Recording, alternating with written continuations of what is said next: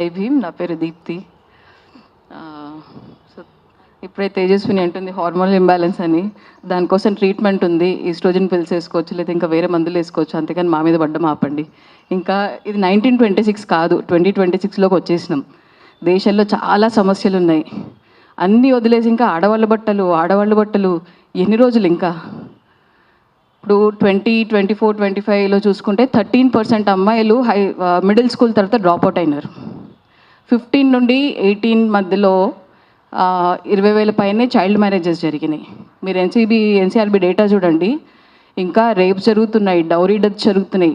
Rapes అయితే ఏజ్తో సంబంధం లేకుండా చిన్నపిల్లల మీద పాక్సో కేసెస్ కూడా 1,00,000 పైనే నమోదైనాయి. ఇవన్నీ వదిలేసి బట్టలు అంటారేంది ఇంకా? అంటే మీకు అంటే ఇప్పుడు గవర్నమెంట్ స్కూల్స్ చూడండి, టాయిలెట్స్ సరిగ్గా లేక అమ్మాయిల స్కూళ్ళు మానేస్తున్నారు. అంటే ఇన్ని సమస్యలు ఉన్నప్పుడు అమ్మాయిలకి ఇవన్నీ సాల్వ్ చేయడానికి ఎవరు ముందుకు రారా? మగవాళ్ళు ఒకటి బట్టలు వేసుకుంటే సరిపోద్దా?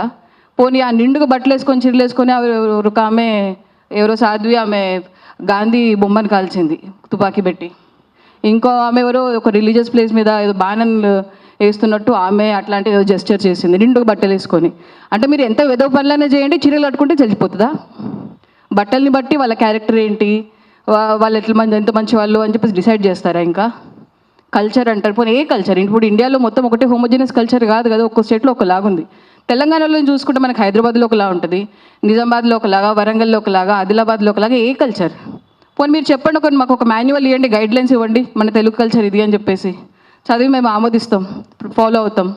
అట్లాగే మేము కూడా ఒకటి ఇస్తాం మగవాళ్ళకి, మేము కూడా ఒక మాన్యువల్ ఇస్తాం, మీరు ఇట్లా ఉండండి, మీరు ఇట్లాంటి వేసుకోండి అని చెప్పేసి. మన తెలుగు పద్ధతి ఈ ప్యాంట్ షర్ట్లు కాదు, చక్కగా పంచగట్టుకొని ఉండాలి. మేము కూడా ఒకటి ఇస్తాం, మీకు గైడ్లైన్స్ మీరు కూడా ఫాలో అవ్వండి. మ్యూచువల్గా అప్పుడు ఇద్దరికి ఒకరికొకరికి మ్యూచువల్గా ఈ అండర్స్టాండింగ్ ఉంటే అసలు ఏ గొడవలే ఉండవు కదా బట్టల గురించి.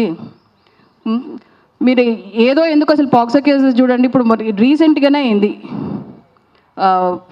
నాకు తెలిసి లాస్ట్ మంత్ నుండి ఇప్పటి వరకు పాక్సో కేసెస్ ఒక 18 or 20 నమోదైనాయి మళ్ళీ మన తెలంగాణలోనే. ఒకసారి వాటి సంగతి ఏంటి ఒకసారి వాటి చూడండి. అసలు మా ప్రాబ్లమ్స్ ఇన్ని ఉన్నాయి, అన్ని రండి ఒకసారి. ఇప్పుడు నా శివాజీ గారే ఉన్నారు, ఆ పెద్ద బఫూన్. ఆయన కెరియర్ నాకు బాగు చేసుకోవడం రాలేదు కానీ చెప్పి ఇప్పుడు వచ్చి ఇంకో మొత్తం సంస్కృతి ఉద్ధరిస్తాడంట ఆయన. ఆ ఫిల్మ్ ఇండస్ట్రీలో అంతమంది అమ్మాయిలు వచ్చినారు, మా మీద కాస్టింగ్ కోచ్ ఎక్స్పీరియన్స్ జరిగింది, మా మీద వేధింపులు జరిగినాయి, లైంగిక దాడులు జరిగినాయి అని చెప్పేసి. అప్పుడు ఎక్కడ పోయినాడైనా ఒక్క మాట మాట్లాడలేదు. ఆయనకి తోడు మళ్ళీ ఇంతమంది అమ్మాయిలు మంగపతి అని చెప్పేసి. ఆ మంగపతి లాస్ట్ గారికి ఏం గతి పట్టింది? మంగపతికి జైల్లో కూర్చున్నాడు. అంటే ఇప్పుడు మంగపతిని ఎంకరేజ్ చేసే అబ్బాయిలు మీరు ఇవి కూడా గుర్తుంచుకోవాలి. మరి మంగపతి జైల్లో పడ్డాడు, మీరు కూడా అట్టిపోతారు లాస్ట్కి ఇట్లాంటి ఎదవేషాలు వేస్తే. ఇంకోటి కాన్స్టిట్యూషన్ మాకు రైట్ ఇచ్చింది, మాకు సెల్ఫ్ ఎక్స్ప్రెషన్ది కానీ మిగతా చాయిస్లన్నీ మాకు ఉన్నాయి.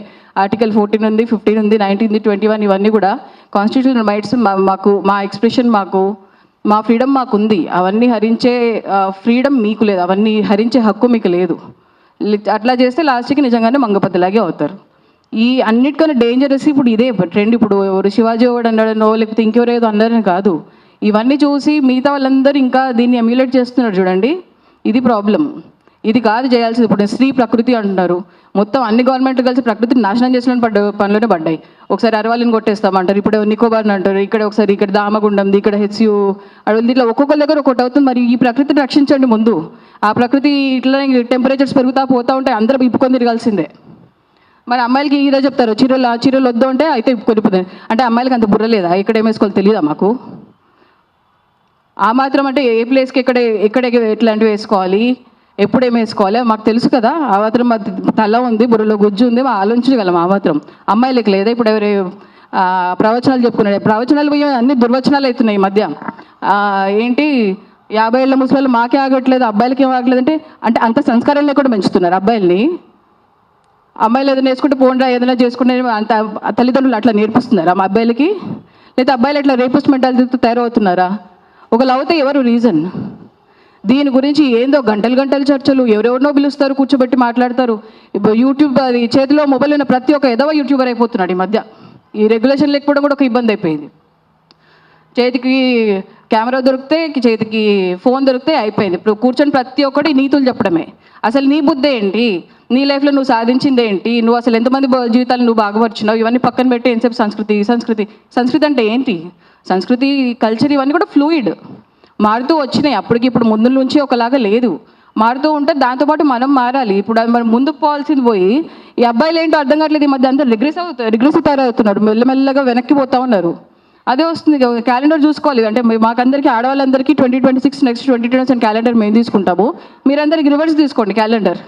దానికి తగ్గట్టు మీ ఆలోచనలు మార్చుకుంటా పోండి. అట్లాగే ఉంది ఇప్పుడు అంతా రిగ్రెసివ్ మైండ్ సెట్ అబ్బాయిల్ని.